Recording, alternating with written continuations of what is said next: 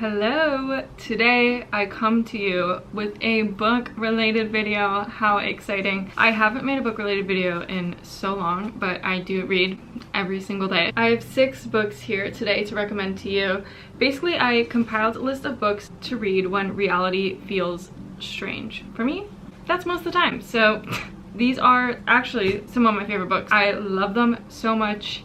They are amazing. They make you think. Anyways, I'm gonna stop rambling and start recommending some books. Okay, let's get into it. All of these books have themes of alienation, psychological unraveling, and distorted reality. So the first book that I'm going to recommend, I read about 2 years ago, I think now. I swear to you, I have thought about this book at least once a week since reading this. I was gonna say every day, but like that's so dramatic. Like sometimes I'm in crisis, I don't have time to think about the Metamorphosis. In here there's actually a collection of short stories, which I haven't read all of them. I've only read the Metamorphosis because the copy that I originally read of the Metamorphosis was just of the Metamorphosis. So it's a super quick, easy read. You can literally read it in one sitting. And if you're scared of classics or older books, don't be scared of the Metamorphosis. It is a good introductory book. So in this book, Gregor Samsa wakes up as a giant beetle, and instead of freaking out that he's a giant beetle, the first thing he thinks is,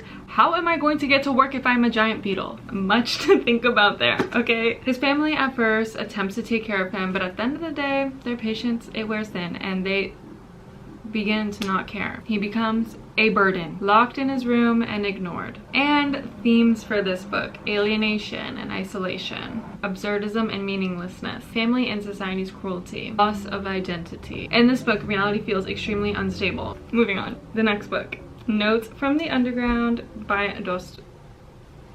Dostoevsky. I don't know why some Slavic pronunciation almost came out of my mouth. Like, yes, I'm Croatian, that's not Russian, but I still, like, what was that about? Anyways, I actually also, once again, have not read everything in here. Okay, I just read Notes from the Underground. As you can see, there's only tabs in part of the book. Can you see? I don't know.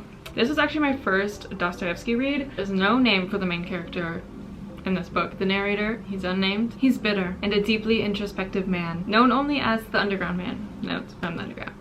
He was a former government worker living in complete isolation, and he spends most of his days overanalyzing every single thing that happens and resenting himself and society. Themes in this book: unstable reality and internal chaos, existentialism and absurdism, alienation and self-destruction, and lastly, philosophical and psychological depth. I love this book because he hates everything and I hate everything. Anyways, the lines are blurred between internal and external reality in this book. I actually need to go back and read you guys the first sentence of Notes from the Underground. And if that doesn't make you want to read these books just based off the first line, you're so confused. Okay. I am a sick man. I am a spiteful man. I am an unattractive man. I believe my liver is diseased. However, I know nothing at all about my disease and do not know for certain what ails me. Yeah, like, read it. Okay. Next is The Haunting of Hill House by Shirley Jackson. I actually read this after watching the Haunting of Hill House show because I am obsessed with that show. I've seen it a few times, and then I was like, wait a minute, girl, let's read the book, and surprise, surprise, I loved the book. This is a psychological horror, and the protagonist, hello? Perception of reality becomes very unreliable. Some of the themes and elements from this book include unreliable reality, isolation and alienation. Something I really liked about this book too is it didn't really focus much on ghosts, but more of the main character Eleanor's mental decline. Okay, the difference between this and the movie is 4 people come into this house. They're not family members like in the movie.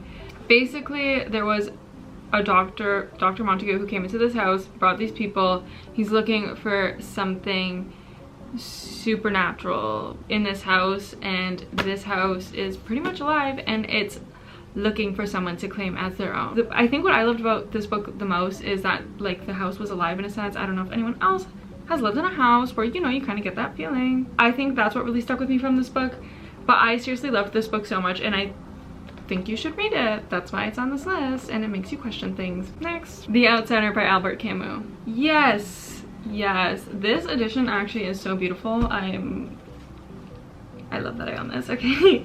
The main character in this book, he lives a detached and emotional existence, which makes reality feel meaningless and absurd. The opening line of this book, my mother died today, or maybe yesterday.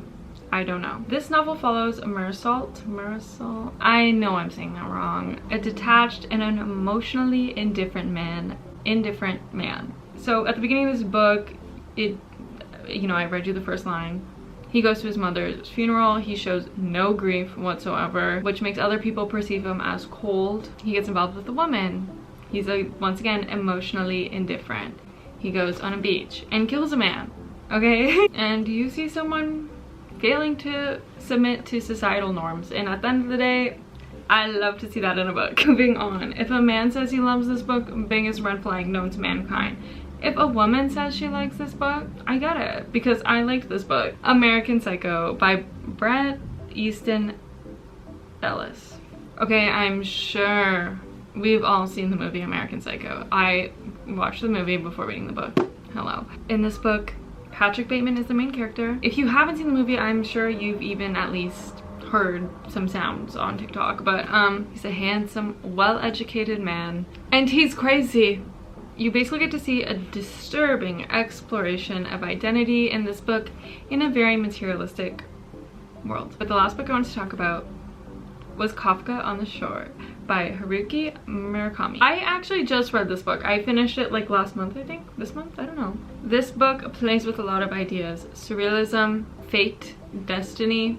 There's like a weird blending of dreams and reality in this book. This book shifts between two narratives throughout the whole time, both of which blur the boundaries of what's real and what's not. There's talking cats, raining fish, like things are happening in this book, and you get to see a character navigate a world that feels slightly off to him. And this does deal with a lot of supernatural things which make you question, are they real or not? But basically in this book what happens is there's this teenage boy and he decides he needs to run away from home to escape his fate, and you kind of are just following him along his journey, and then there's this other man that you're also following along on his journey as well throughout the book.